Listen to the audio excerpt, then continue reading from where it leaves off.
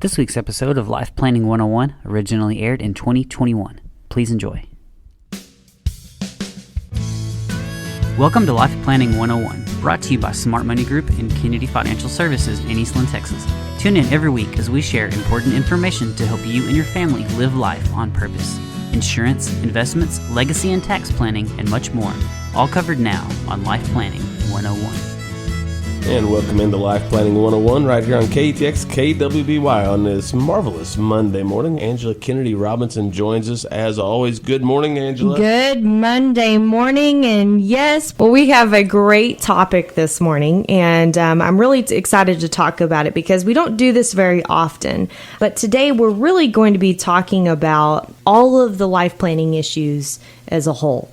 And, you know, it came from the idea, I had read something about people making mistakes because they virtually cut and paste investment advice and cut and paste planning advice and cut and paste tax advice. And they do this all over the board. And I thought, you know, that is so true. And that's why I have a job. It's because one size does not fit all. That is right. You know, and so many people make the assumption that money is just money and money is about money. Well, it is.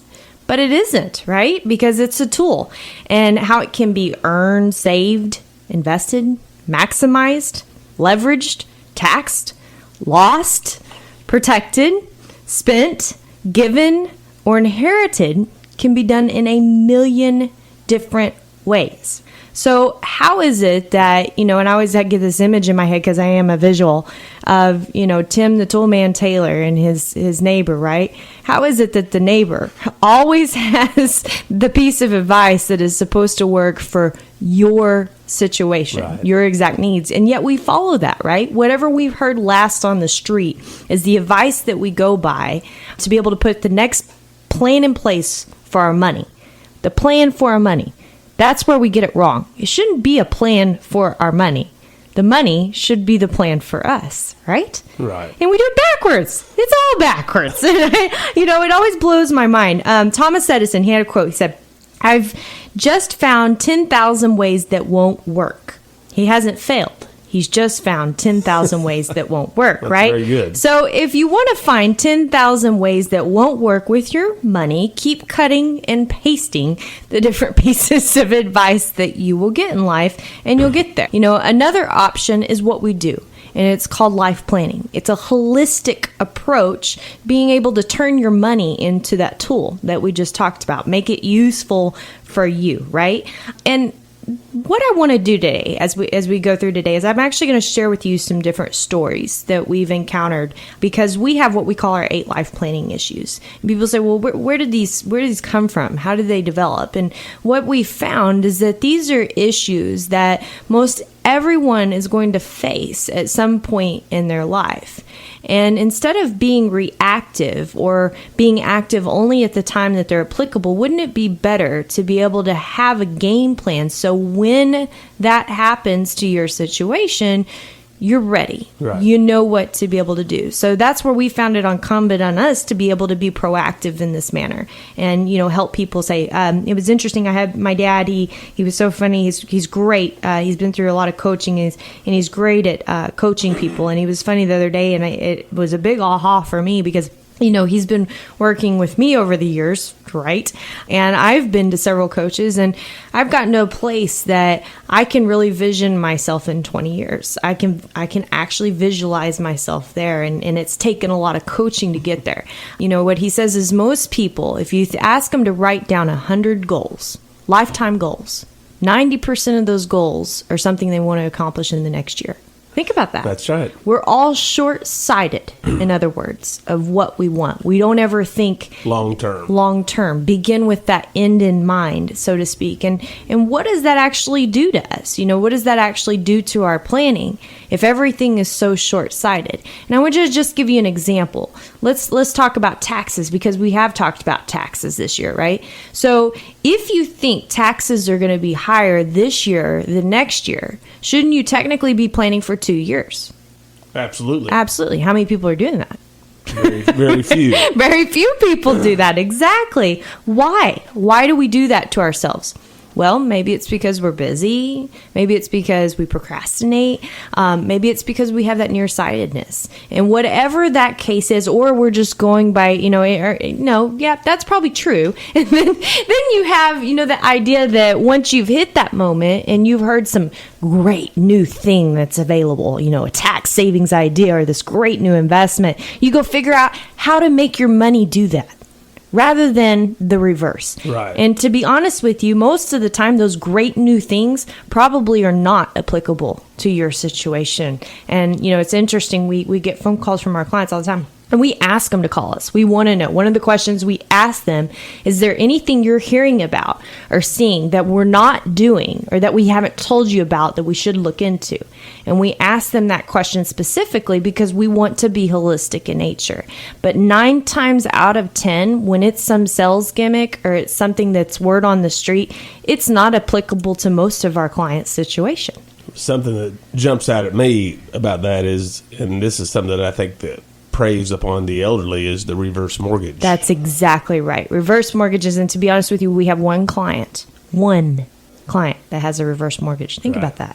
It doesn't fit everyone. No, it doesn't fit most people. Right. So, and you're right. And as you get older and you have more fear about running out of money, because we all do, unfortunately, your mind becomes more susceptible to being able to be sold. Scary thought, huh? So when we come back, let's go through these 8 life planning issues and let's talk about life planning and what that really means and why it's important. It's all coming up right here on KTX KWBY. Life planning continues right here on KTX KWBY. Great topic today. Do you cut and paste your decisions about money, Angela? That's right. And Terry, you brought up something in the break there that was extremely important. Google. Google.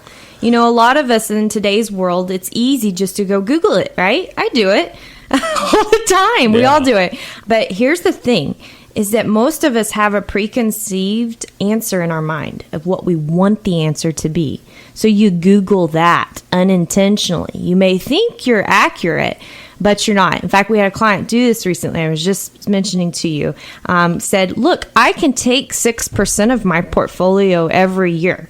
Well, when we actually looked up where the article came from, it was from 2003. It was 14 years old. Okay. Not relevant anymore. Right. But he had Googled till he found what he wanted. That's exactly right. So, you mentioned people Google what they want. That's right. Not necessarily what they need. What they need. That's right. So, do you cut and paste your decisions about money? How much in danger are you? Progress starts by telling the truth. Don't forget. So, but as I promised, we're going to kind of go through these life planning issues. So, like I mentioned, we do these proactively, whether it be family support issues. What are family support issues? Well, a lot of people today, in fact, there's about 10,000 a day turning 65, if you know what generation I'm talking about, are baby boomers. And this is actually bleeding over into Generation X as we speak. You're taking care of adult parents and adult children. So, family support issues are massive. And I can't tell you how damaging this can be to your own plan. And I'm always reminding people to put on your oxygen mask first. Put on your oxygen mask first. And especially when it comes to cut and paste, because everybody's going to give you advice, aren't they? Yes. About how to deal with your dysfunctional child, or how to deal with your parents that are going into a nursing home, or your mom that's just driving you batty because she doesn't want to go into a nursing home. She keeps falling and getting hurt. Or, isn't there always somebody that's trying to give you advice on how to do all of that? Yes. Right? Okay. Well, have you actually sat down and talked to someone holistically about that situation? Most people haven't. And the truth is that you may be cutting your own oxygen cord off in the very near future if you don't. And how then who's going to take care of these people? Have you thought about that? So, you got to plan for those kind of things. You got to plan for those types of things. We actually had a lady And she had a son that had loads of problems, but his father had died, and he was troubled. And we encouraged her, you've got to say no. You've got to say no. And we said, okay, look, if you can't say no, will you let us say no for you? Meaning come in and intervene and say, are you going to take care of your mom when she runs out of money because she's supporting you? And that's often the truth of the matter, right? Is that we support our kids to the point that we actually are hurting ourselves. And what about our parents? There are so many systems out there. People think they have to shuffle out all this money. Well, that's often not the case, okay? Or what about taking off work and not being able to contribute to your 401k? Right? Just to take care of your parent. Have you thought about how that may affect your financial plan? Have you run the numbers? Have you seen it? That goes back to what you said, people looking short term instead of long term. That's right. And it's emotional. Family support is emotional, right? Absolutely. It's probably the most emotional thing, because outside of your spouse, your parents and your kids are the people you care about most, right? So battling that emotional ground with that money ground is really, really difficult. That's why we call it life planning, right? It's helping bring that to a middle ground and trying to find a solution. Charitable gifting. Ran across this year. We had a gentleman gifting 6 figures a year, okay? And he was maximizing all the gifting, so he thought, on his tax return. Well, actually, he wasn't. It was the way he was gifting that he could take more deductions if he did it a different way. And it was the way we ran the numbers that actually saved him a little over $100,000 a year in taxes if he did it a different way. And additionally, this is the craziest part, is it would have saved his kids under current estate tax law a little over $2 million. Wow. So just that cut and paste thought of, well, this is what I want to do. And someone told me this is a great idea, because if I give my stocks to a charity, then I can avoid the capital gains on top of that. And that's the best way to do it. Well, in his case, it wasn't. But he had just taken that cut and paste, that together. So what about business succession planning? Business owners, I'm going to pick on you for a minute, because this is big, okay? We actually had a group of gentlemen that we were helping last year put together their business plan, and we were looking over their documents. They actually went into business together in the late 90s, and we were looking over their documents, and they had written up this beautiful buy-sell that if one died, they were able to purchase each other out and everything else, and they had funded it with a bunch of life insurance. Well, little did they know, because they just pieced all this together, the life insurance, the way it was set up, was going to be taxed twice if ever it was to be used. So in other words, if one of them would have died, the business would have paid taxes on it, then the surviving spouse would have paid taxes on it. So you think about it, it would have been cut in half once. And cut in half again. So this $1 million that you have is now $250,000. That's right. So, being able to not just take, and what they had done is they thought, oh, well, I knew we needed to get this, and I knew we needed to get this, and they just piecemealed it together rather than looking at it again on a holistic level. What about legacy planning? I can't tell you how many times I've seen people disinherit their spouses. It's crazy. They don't mean to do it, but it's crazy. I read a deal last week that the people had actually disinherited their children because they were trying to gift charitably. But the way that they did it, it wasn't going to work, because everything else never would have passed through the will to allow those gifts to happen. But because they were bequests, the children would have had nothing. Wow. Yeah. Painful, isn't it? Very painful. Yes. What about insurance? Do you have the old policy or the new policy? Do you know? If you bought it yesterday, it could be the old policy. Could be. Trust me. A lot of companies, if they're in trouble, what are they going to try to do? Sell, sell, sell, sell. Fire sell. Underwrite people that don't need to be underwritten. Are you grouped in that group of people that don't need to be underwritten? Have you thought about that? What is that going to do to you? Think about your home and auto insurance. How many times have you had to flip that around? And speaking of that, liability issues. I know I've shared this story on the radio show before about a gentleman that ran into a car on George Bush Turnpike and cut off a little boy's legs. Yes. And didn't have the proper amount of coverage. So he was completely exposed on a liability end. We're going to take a quick break. When we come back, we have a few more stories to share that you aren't going to want to miss. And then how to put this together for yourself and quit cutting and pasting. You don't want to miss the final segment of Life Planning 101 right here on KTX KWBY. Time flies when you're having fun. It's already the final segment of Life Planning 101, Angela. Yes, and the question is, do you cut and paste your decisions about money? We've been talking about all the different 8 life planning issues that we go over and why we go over them holistically and as a whole rather than just when things become applicable and necessary. We've went through family support issues, business succession planning, legacy planning, insurance, liability issues. What about taxes?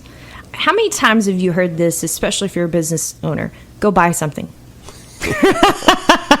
It's December. Go buy something. Okay, I had a client tell me, I'm tired of buying green paint. This is a rancher, of course. I'm tired of buying green paint. Well, what he means was he was tired of buying something that the next year was worth 80% of what he bought it for, right? And you think about, you put your money in something like that and it just keeps going down. And how many of us do that? We bit and piece things together because we stick to that nearsightedness. What do we have to do now to take care of our taxes rather than holistically plan for our future about really how to take care of our taxes and keep as much money in our pocket, which isn't that what we're really trying to do? Yes. Yeah, absolutely. And what about investments? Mental accounting. I can't tell you how many plans we've ran out as is. People have plenty of money, but the way that they have been investing their money, taking advices, different advice from different people on do this, do this, do this, do this, they're going to run out. Prime example, this is real. We had a client that we ended up separating ways with because they just could not understand the concept of what we were explaining to them and showing them on paper. They had their money with us. They had their money with another advisor, and then they had their money still in a 401k fund. The thing is they told us they wanted to be real aggressive with what we had, and they wanted to be moderately aggressive with this other advisor, and then they wanted to keep the 401k virtually in a fixed fund that was cash, right? Right. Well, they wanted to pull 8% from what we had because they thought being aggressive meant that they could pull more money. But you think about the volatility in the market, does that actually work? No. Not at all. But this fixed money, they were leaving it there. It was their safe money. Yet it was about a third of their entire financial plan. Was it actually keeping up with inflation? No. So they were going to run out of money doing what they were doing because they had just heard that this is the way that you need to do different things in life and cut and paste their own financial plan. You've heard me use this analogy before on the radio show, but I want you to think of your 3 favorite restaurants, okay? You're talking to me. I like Pappasitos. I like a good steak. I don't care where it comes from. Really, right. Just a good steak and some Alfredo with it. Oh, and then I like breakfast. But think about those 3 meals. Now, if you were to take a big bowl and put them all in a big bowl and mix it together, they're great individually, right? Yeah, but not so good all together. No, they aren't. We do that with our money. Every one of us does that with our money. Why do we do that with our money? Does that make any sense whatsoever? But our whole life, we build it like that. We go to our favorite restaurant, we stick it in a bowl. We go to our favorite restaurant, we stick it in a bowl. We go to our favorite restaurant, we stick it in a bowl. And you wake up one day and you got all this stuff that just, it doesn't work. And then you look out and you have no solution for your future because it's so messed up. There was an article I read several years ago, and I keep this all the time, and Money Magazine had it. And it was an interview with all these different successful individuals. One of them was someone you know very well, Richard Branson.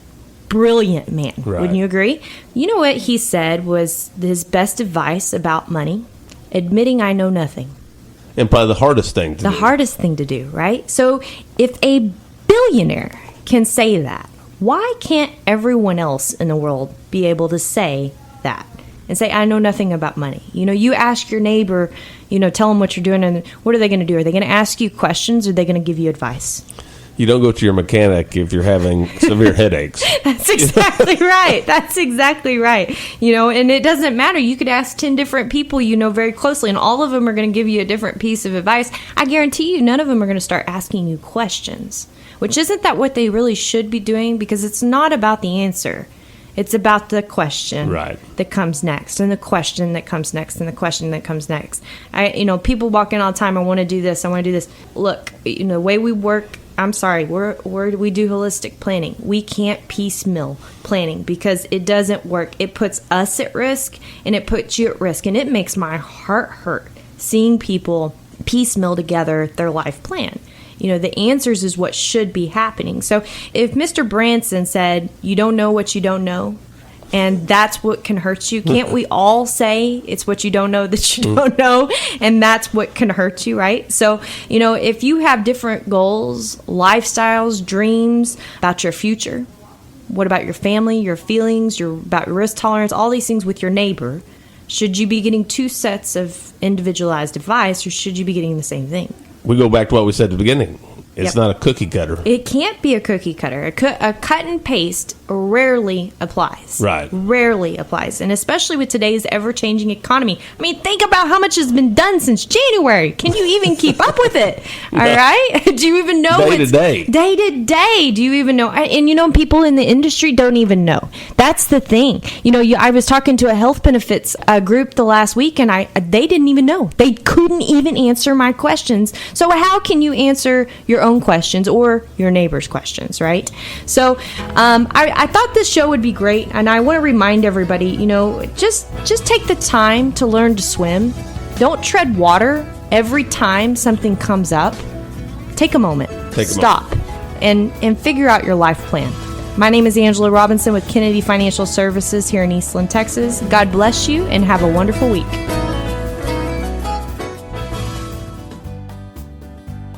Thank you for joining us for Life Planning 101, brought to you by Smart Money Group and Kennedy Financial Services. If you have questions, you can email them to lifeplanning@kennedy-financial.com. Don't forget to learn how our sister company can assist you with all of your tax and consulting needs. You can find out more at briscoeandassociates.com. Be sure to tune in next week for more Life Planning 101. The opinions expressed herein are those of the firm and are subject to change without notice. The opinions referenced are as of the date of publication and are subject to change due to changes in the market or economic conditions and may not necessarily come to pass. Any opinions, projections, or forward-looking statements expressed herein are solely those of the author, may differ from the views or opinions expressed by other areas of the firm, and are only for general informational purposes as of the date indicated. Securities offered through Calton & Associates Incorporated, a registered investment advisor, member FINRA SIPC. Investment advisory services offered through Smart Money Group LLC. Kennedy Financial Services and Smart Money Group LLC are separate entities and are not owned or controlled by Calton & Associates Incorporated.